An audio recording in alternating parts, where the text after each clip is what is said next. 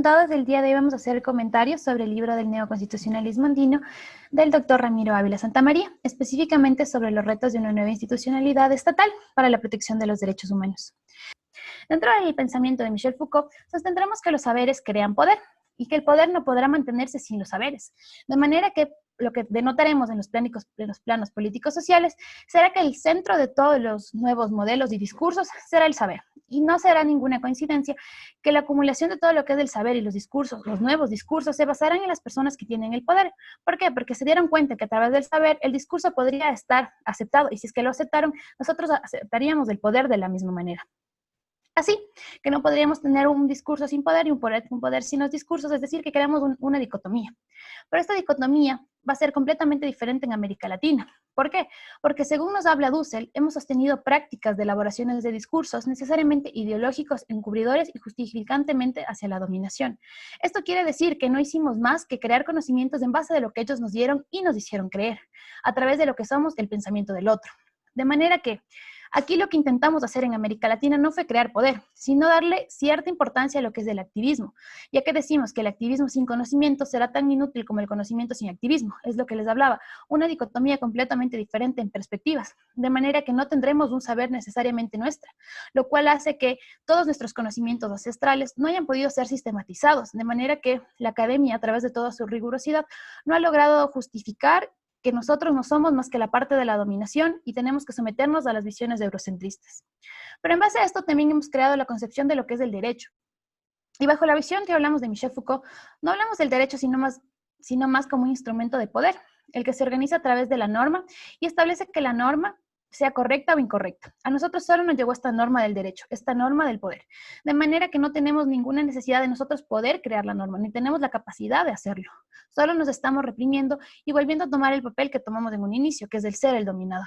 Tenemos a los elementos constitutivos de la institucionalidad, en el cual tenemos a los órganos. Los órganos son la materialización del derecho, que se encargan de su aplicación y constituyen la institucionalidad propiamente dicha.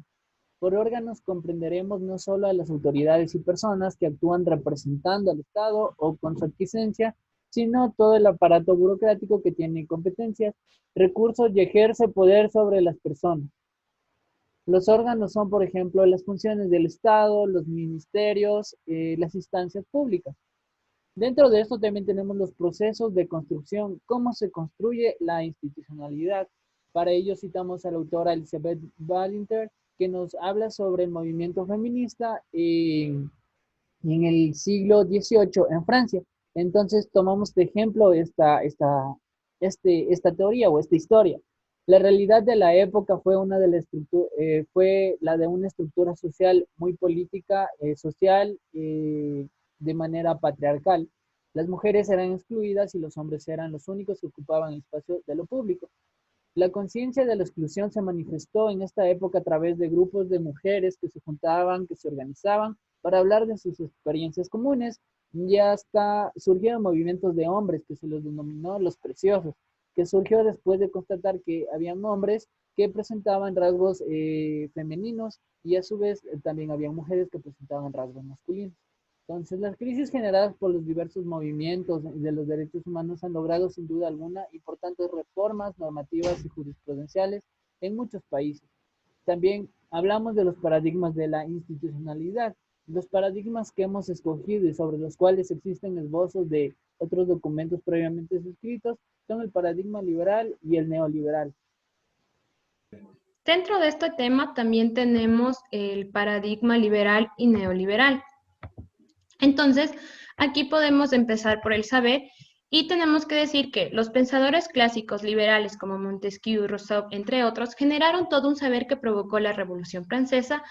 Por lo tanto, la fuente de todos los males proviene de la concentración del poder. El pensamiento liberal es altamente atractivo y en su momento fue emancipador, aunque para una clase social las ideas que se desarrollan tienen relación con el Estado, que es soberano, representativo y gendarme. El liberalismo sostendrá como pilares de su saber el principio de libertad como el de la propiedad, ya que los seres humanos nacen y son libres. El problema de la libertad radica en el uso de esta, ya que mediante esta libertad se puede oprimir a otros. Y para evitar esta posibilidad surge el derecho y surge también la necesidad del Estado.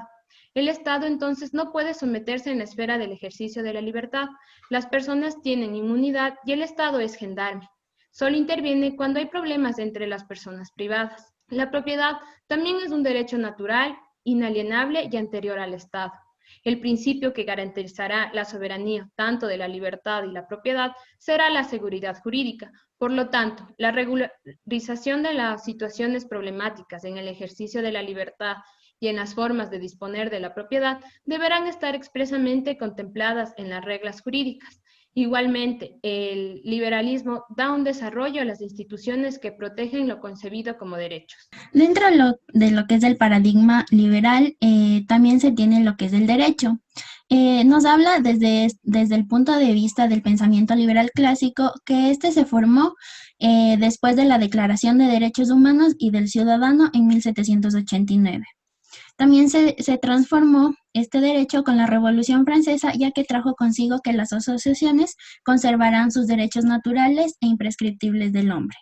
Y se tendrá como prioridad el derecho a la libertad, la propiedad y la resistencia a la opresión. Con el pensamiento de Rousseau, que influyó al liberalismo, se tiene el pensamiento de que la soberanía radica en la nación y por lo cual ningún individuo puede ejercer autoridad que no emane expresamente de la ley. Dentro de este pensamiento tenemos 3 normas principales del liberalismo que toman en cuenta. El primero es el Código Civil, ya que en este se expresa lo que es el derecho a la propiedad y el derecho a la libertad. Tenemos la Constitución, que la Constitución aquí establecerá la libertad, pero también impondrá un requisito fundamental, que es que para ser ciudadano dependerá de los movimientos que estén a cargo en ese momento y que estén a cargo del Estado. En el liberalismo se entiende de que los burgueses serán los que manejen el Estado, por lo cual estos impondrán ciertos requisitos para que una persona sea considerada ciudadano. Bueno, como norma, el derecho internacional, que en el liberalismo se entenderá que este nació desde el establecimiento de la Paz de Westfalia y de la Carta de las Naciones Unidas. Y también tenemos de que se considera una autonomía del derecho que se da con la teoría pura del derecho. Continuando con el paradigma liberal y neoliberal, tenemos a los órganos, que gracias a Montesquieu se ha podido apreciar la división de poderes clásica, partiendo de la necesidad de que no debe concentrarse el poder, por lo que deben crearse los órganos, tal como el órgano legislativo, el cual es el encargado de dictar leyes que desarrollen y regulen la libertad, propiedad y seguridad, como el Código Civil y el Código Penal.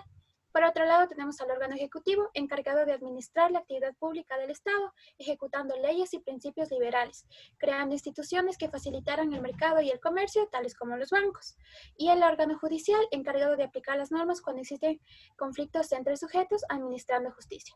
De tal forma que el ideario liberal fue la solución para evitar la arbitrariedad, ocupando un papel fundamental en la composición y función de cada órgano, buscando siempre precautelar y hacer efectivo la libertad, la propiedad y la seguridad de cada ciudadano.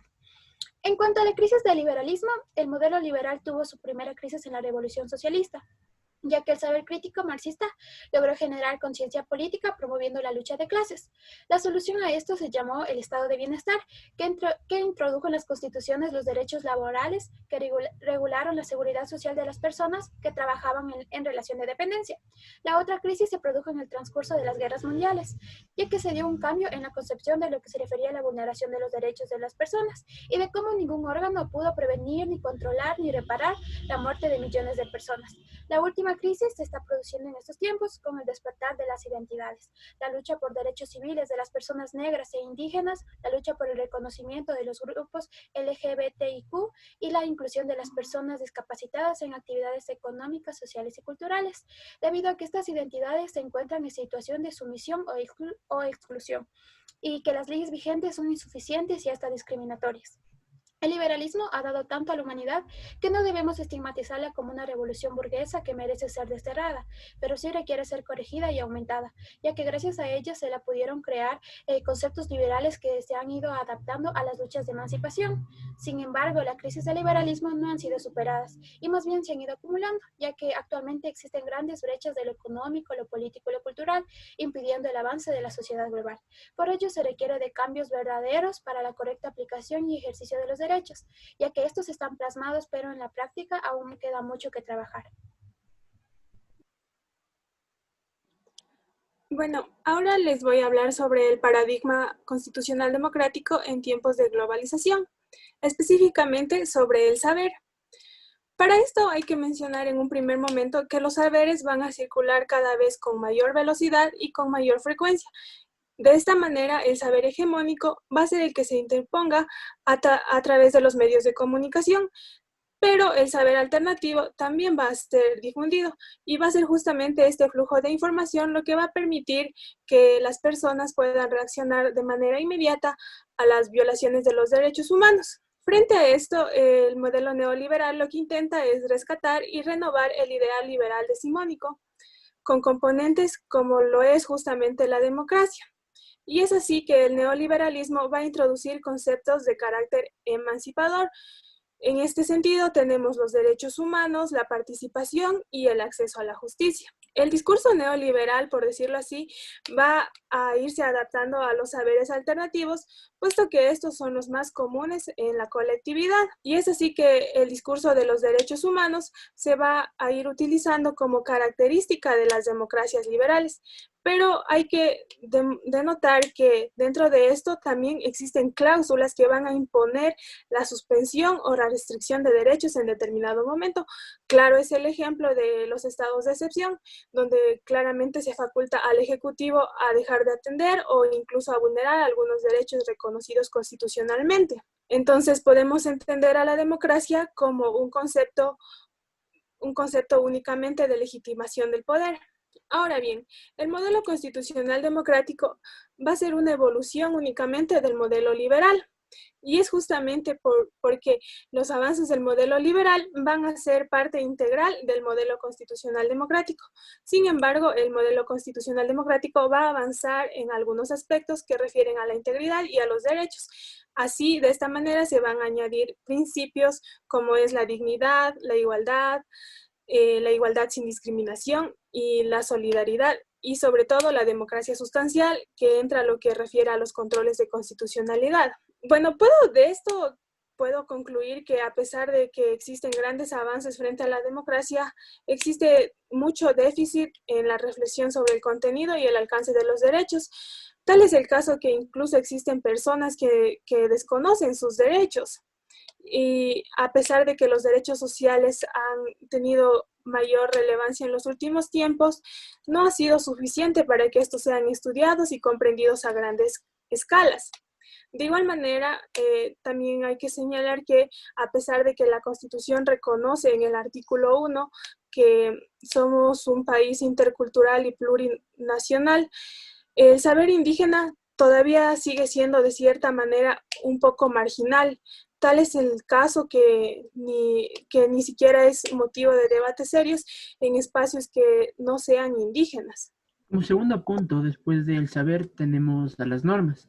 En tanto podemos hablar que el neoliberalismo trae consigo una gran amplitud en la regulación normativa en el ámbito civil y económico, así como el desarrollo de los derechos humanos. De esta manera viene a cambiar la cultura jurídica, porque si se analiza el cuerpo normativo de cada país, nos damos cuenta de que la cultura jurídica es positivista, conservadora y civilista. Positivista porque la teoría jurídica se basa únicamente en la validez formal de la norma. Conservadora porque rinde tributo a la historia, es decir, se remite a las antiguas legislaciones. Y civilista porque su columna vertebral, por así decirlo, es el Código Civil. Entonces, el constitucionalismo democrático evoluciona de las demás al indicar la norma, es decir, que las leyes no son únicamente que las leyes no son la única fuente del derecho, y de esta manera logra una armonización entre lo que es el iusnaturalismo y el positivismo, algo que durante años han estado en oposición, al hacer que la norma sea tanto válida como eficaz, y que para aplicarla no debe ser solamente la validez, sino también en cada momento debe ser esta interpretada. De este modo, cambia el derecho y por ende también la institucionalidad de los demás constitucionalismos. En lo relativo al derecho social y público, Hay saberes incompletos, hay normas deficientes y órganos inadecuados que se han vuelto burocráticos, tal es el caso de la Defensoría Pública. El Estado sigue teniendo una estructura liberal que va a anteponer el derecho de los privados sobre el derecho social y público. Se puede evidenciar que el poder administrativo o ejecutivo ha desarrollado y privilegiado órganos que tienen que ver con el desarrollo macroeconómico del Estado.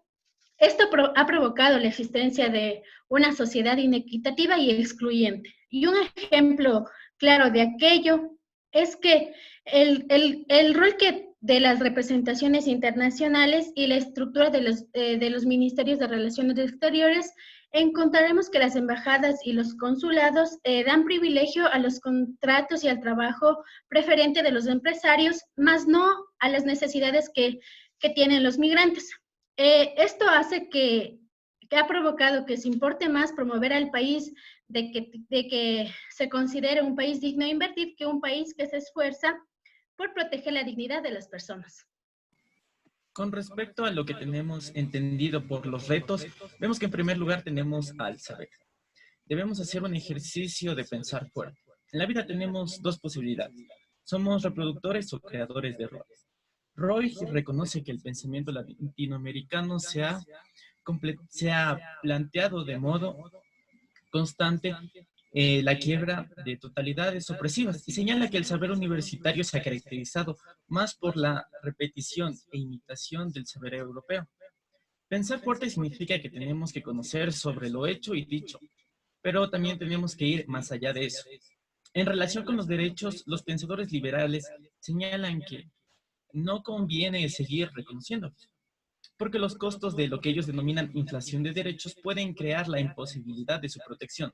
Hacen un llamado a la no innovación y dejar las cosas como están. Por otro lado, la cuestión no solo está en los derechos, sino en las garantías. Como siempre lo manifestó Bobbio, que consideraba que las garantías eran importantes para los derechos.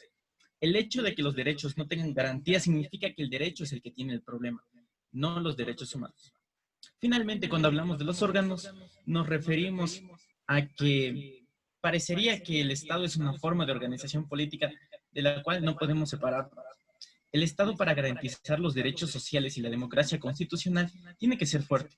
Tan fuerte para poder ser un agente distribuidor de riquezas, generador de capacidades para todas las personas y los pueblos. La mayoría de las personas requieren de un Estado solidario, democrático, participativo, pero solo puede ser así si es que la misma sociedad civil y los movimientos sociales son quienes van a controlar el mismo Estado. Eso ha sido todo por el video de hoy y espero que les haya gustado. Muchas gracias.